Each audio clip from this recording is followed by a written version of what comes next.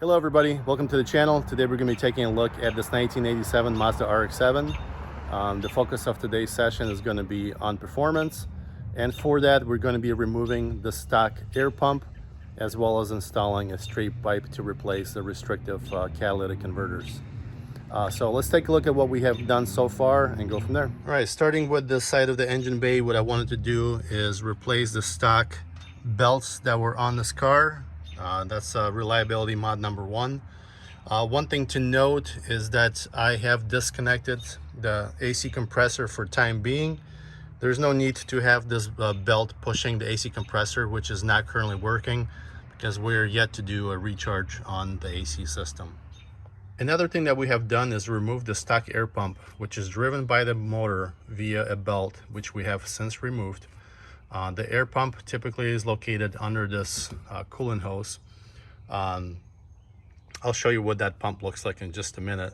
But the purpose of the air pump is to inject fresh air into the exhaust system to help burn off any excess fuel that may be entering. I guess that's supposed to help with emissions, but it also robs the engine of performance. So we have since taken it out.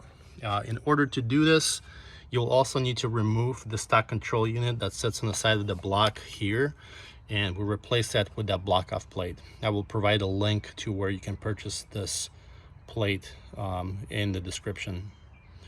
So let's go ahead and take a look at what those components look like, and then we'll move on to the exhaust. So the air pump is this bulky unit here that sits on the side of the block via this bracket and through about 3 bolts, and is driven by the block via belt. It's a pretty hefty unit, feels like it's about 20 or so pounds. Takes in the air from here, and then the output port is on the back, and this is the air that's being driven into the exhaust. Along with this guy is we have this control unit, pretty ugly thing here.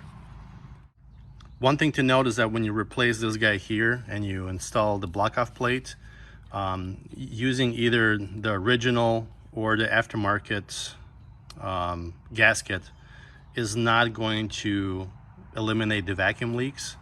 So make sure you use some sort of RTV silicone gasket to fill in the gaps. I had to do that to make sure that it was sealed off correctly. If you do not do it, you're going to find that your idle is going to be all over the place and you're going to be suffering performance issues. Quick way to validate if you do have a leak is spray some carb cleaner around this area as the car is running, and if your RPMs drop or increase, you know that you have a leak. But anyway, so we removed this.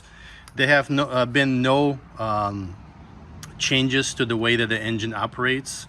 It still operates smoothly. I get no error codes, even though I have disconnected these two control units or these sensors. So this is a pretty safe modification that doesn't require any kind of tuning, in my opinion. So I've done this on another RX-7 in my previous life. It was also an 87 RX-7, so I felt pretty comfortable doing it again on this car. All right, our next upgrade is going to be this beautiful pipe sitting on this bench, and that's going to be replacing the stock catalytic converters, which are extremely restrictive on the RX-7s. Because the way that the car runs, it runs a bit rich. They tend to get clogged up pretty fast. So we're going to let the car breathe a little bit. This is a test pipe, so it's classified for track use only. But since we don't drive this car and we do not have any kind of emission controls in the state, I feel comfortable doing that. One thing to note is that the O2 sensor is not on the test pipe, because on these cars, the O2 sensor is connected to the collector, the stock collector, which is the quote-unquote the headers on the car. So the only thing that we have to do once this is installed is connect the vacuum line, which comes in from here and runs to the block. All right, quick update. We got some progress. We're able to remove 3 of the 4 bolts. We got 1 remaining, and that one's being very stubborn.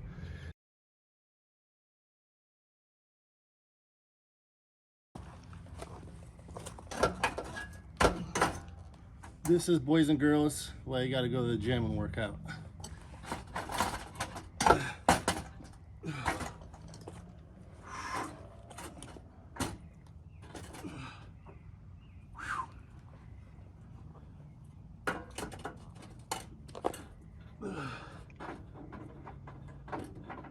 Alright, here she comes. Woo. Oh baby. Let's take a look at what this craziness looks like.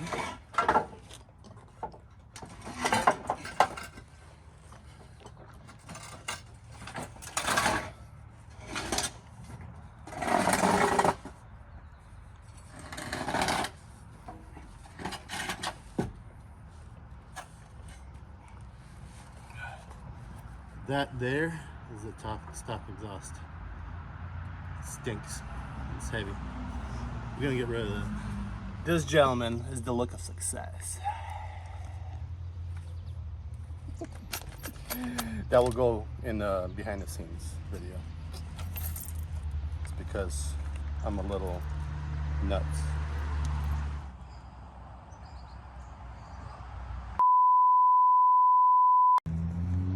All right, let's fire this thing up. The exhaust is on.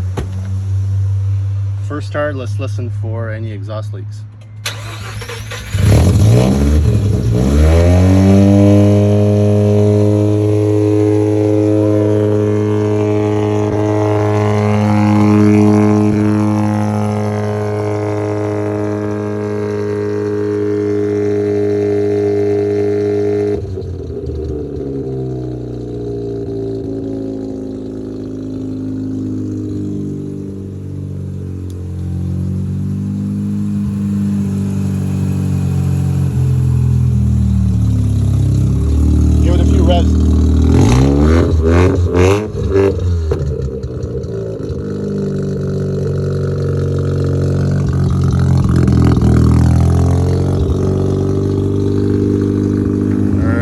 Back her out.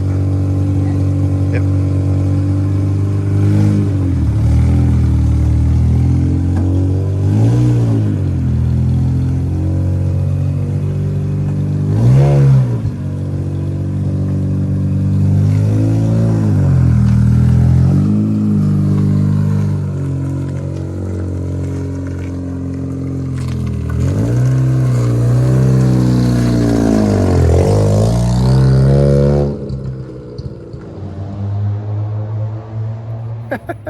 I can hear it taking off.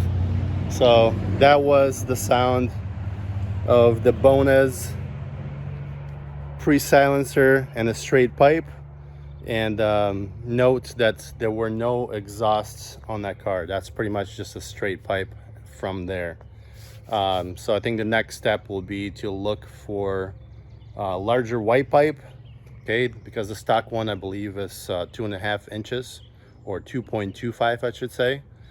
So we'll look for a 2.5 inch white pipe as well as some better exhausts, because the way that it is right now sounds okay. I'm sure it sounds even better when you rev it up to high range, but I think we want to tone it down just a tad bit. I think that will make it a lot better sounding.